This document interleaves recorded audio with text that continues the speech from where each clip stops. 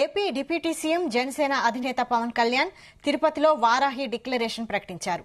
తిరుమల లడ్డూ వివాదం నేపథ్యంలో ప్రాయశ్చిత్త దీక్ష విరమణ సందర్భంగా తిరుపతిలో వారాహి సభ నిర్వహించారు. ఈ సభలో పవన్ కళ్యాణ్ కీలక వ్యాఖ్యలు చేశారు. వెంకన్నకు అపచారం జరిగితే మాట్లాడకుండా ఎలా ఉంటామన్నారు.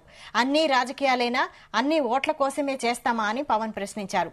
ఏ మతానికి ఏ ధర్మానికి భంగం వాటిల్లినా ఒకేలా స్పందించే విధంగా లౌకికవాదాన్ని పాటించాలన్నారు. జాతీయ రాష్ట్ర స్థాయిలో సనాతన ధర్మ పరిరక్షణ బోర్డు ఏర్పాటు కావాలంటూ డిక్లరేషన్లో ప్రకటించారు. సనాతన ధర్మ పరిరక్షణ బోర్డుకు ప్రతి ఏటా నిధులు కేటాయించాలన్నారు.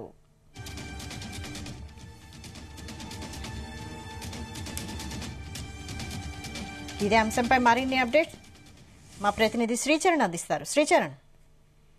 వైశాలి, ఈరోజు Andhra Pradesh deputy chief minister Pawan Kalyan పలు సంచలన వ్యాఖ్యలు చేశారు. సనాతన ధర్మ పరిరక్షణ కోసము ప్రత్యేకంగా ఆయన కీలక అంశాలు మాట్లాడారు. దాంట్లో కొన్ని డిక్లరేషన్లు కూడా ఆయన ప్రస్తావించారు. ప్రధానంగా ముందుగా మనం ఆయన ఇన్ డెప్త్ గా ఏం మాట్లాడారని ఒకసారి చర్చించుకుందాము.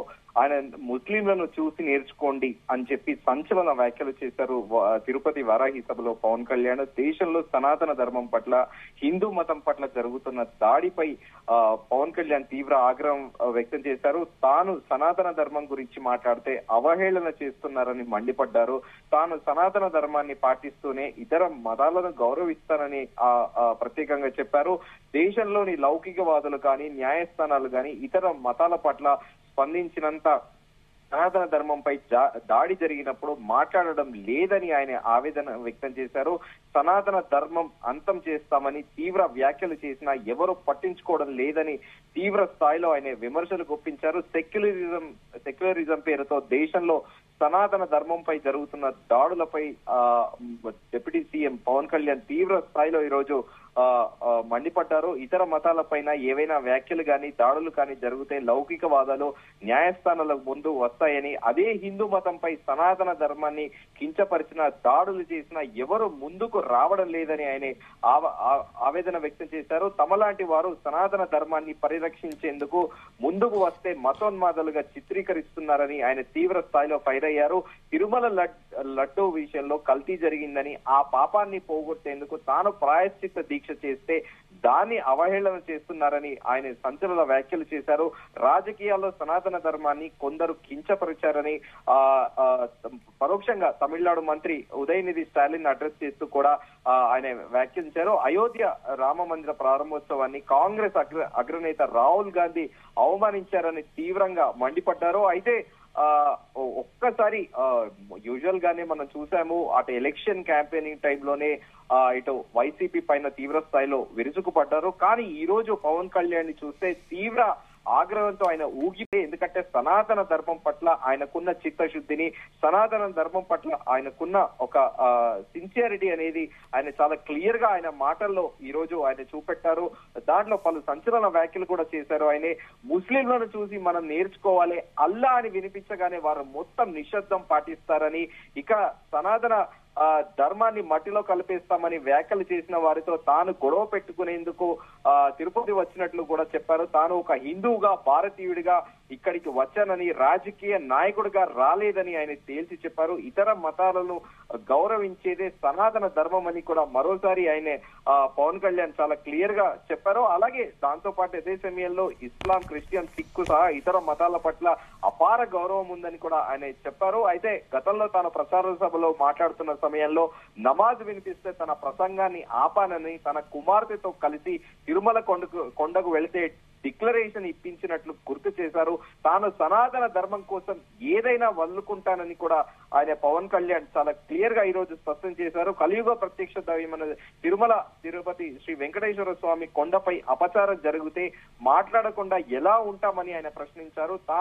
తాము రాజకీయాల కోసము ఇవి చేస్తున్నామా, అన్ని ఓట్ల కోసమే చేస్తామా, ఓట్ల కోసమే మాట్లాడతామా అంటూ ఆయన తీవ్ర స్థాయిలో మండిపడ్డారు. ఇలా మాట్లాడే రోజు వస్తుందని తన జీవితంలో ఊహించలేదని, తిరుమలలో అపచారం జరుగుతోంది, సరిదిద్దండి అని గతంలోనే తిరుపతికి వచ్చి చెప్పానని, అయినా గత ప్రభుత్వాలు పట్టించుకోలేదని, అందుకే 11 సీట్లకే పరిమితం అయ్యారని పరోక్షంగా వైసీపీని ఎద్దేవా చేస్తూ కూడా ఆయన సంచలన వ్యాఖ్యలు చేశారు. ధర్మాన్ని మనం రక్షిస్తే ధర్మం మనల్ని రక్షిస్తుందని పవన్ కళ్యాణ్ తెలిపారు. అలాగే రామతీర్థంలో రాముడి విగ్రహం నరికేశారని, సనాతన ధర్మం వైరస్ లాంటిదని, దాన్ని అంతం చేయాలని తమిళనాడు మంత్రి గతంలో ఉదయనిధి స్టాలిన్ చేసిన వ్యాఖ్యల్ని ఆయన ఉటంకించారు. అలాగే దాంతో పాటు ఆయన డిక్లరేషన్ కి సంబంధించిన కూడా పలు డిక్లరేషన్ లో కూడా పలు అంశాలు ప్రస్తావించారు. ఏ మతానికి ఏ ధర్మానికి భంగం వాటిల్లినా ఒకేలా స్పందించే విధంగా లౌకికవాదాన్ని పాటించాలి. సనాతన ధర్మ పరిరక్షణ కోసము ఆ విశ్వాసాలకు భంగం కలిగజేసే చర్యలు అరికట్టడానికి దేశం మొత్తం అమలయ్యేలా ఒక బలమైన చట్టం అవసరం ఉంది. దాన్ని తక్షణమే తీసుకురావాలి. అలాగే సనాతన ధర్మ పరిరక్షణ కోసం తీసుకువచ్చే చట్టాన్ని అమలు చేసే జాతీయ రాష్ట్ర స్థాయిలో సనాతన ధర్మ పరిరక్షణ బోర్డు ఏర్పాటు చేయాలంటూ కూడా పవన్ కళ్యాణ్ పలు అంశాలు ప్రస్తావించారు. సనాతన ధర్మ పరిరక్షణ బోర్డుకు ప్రతి ఏటా నిధులు కేటాయించాలి. అలాగే సనాతన ధర్మాన్ని కించపరిచి ద్వేషం చిందించే వ్యక్తులకు వ్యవస్థలకు సహాయ నిరాకరణ జరగాలి. అలాగే ఆలయాల్లో నిత్యం జరిగే నైవేద్యాలు ప్రసాదాలలో వినియోగించే వస్తువులు స్వచ్ఛతని ధృవీకరించే విధానాన్ని తీసుకురావాలి. దాంతో పాటు ఆలయాలు ఆధ్యాత్మిక కేంద్రాలుగా మాత్రమే కాదు, విద్యా కేంద్రాలుగా, కళా కేంద్రాలుగా, ఆర్థిక కేంద్రాలుగాతో పాటు పర్యావరణ పరిరక్షణ కేంద్రాలుగా, సంక్షేమ కేంద్రాలుగా కూడా పూర్తి స్థాయిలో రూపుదిద్దుకోవాలి. ఆ దిశగా ఒక ప్రణాళిక సిద్ధం చేయాలంటూ ఈరోజు పవన్ కళ్యాణ్ తిరుపతి వారాహి డిక్లరేషన్ ప్రకటించారు. మొత్తానికి ఆంధ్రప్రదేశ్ రాజకీయాల్లో ఎన్నడూ లేని విధంగా ఒక పవన్ కళ్యాణ్ ఇప్పుడు ప్రస్తుతం హిందూ మతంతో పాటు సనాతన ధర్మం గురించి మాట్లాడడము అందరూ కూడా స్వాగతిస్తున్నారు. ఎట్ ది సేమ్ టైం ఎందుకంటే మోడర్న్ పాలిటిక్స్ లో గానీ ఎంతసేపు అందరూ చాలా పాలిటీషియన్స్ అందరూ సెక్యులరిస్ట్ గా ఉంటారు. బీజేపీ పార్టీ చెందిన నాయకులు గానీ, విహెచ్పి సంఘ పరివారు వాళ్ళు మాత్రమే హిందూ మతం గురించి మాట్లాడతారు. కానీ ఇన్ డీటెయిల్ గా సనాతన ధర్మం గురించి, హిందూ మతం గురించి ఒక తీవ్ర స్థాయిలో ఈ రోజు ఓపెన్ గా బయటకు వచ్చి పవన్ కళ్యాణ్ మాట్లాడడం కూడా అందరూ కూడా దేశవ్యాప్తంతో పాటు హిందూ మత సంఘాలు అందరూ కూడా హర్షం వ్యక్తం చేస్తున్నారు.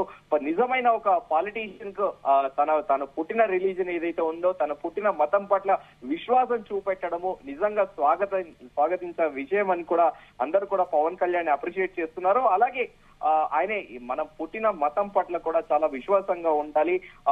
ప్రత్యేకంగా ఆయన ఉటంకించిన విషయాన్ని మాత్రం కూడా అందరూ హర్షిస్తున్నారు. ముస్లింలను చూసి నేర్చుకోండి, వాళ్ళు అల్లాహు అక్బర్ అంటే ఎక్కడైనా ఒక్క నిమిషం ఆగిపోతారు, అది హిందువులు నేర్చుకోవాలంటూ కూడా ఆయన అందరినీ ఒక రకంగా చెప్పాలంటే హిందువులందరినీ చైతన్యపరుస్తున్నారని మనం చెప్పుకోవచ్చు. వైశాలి.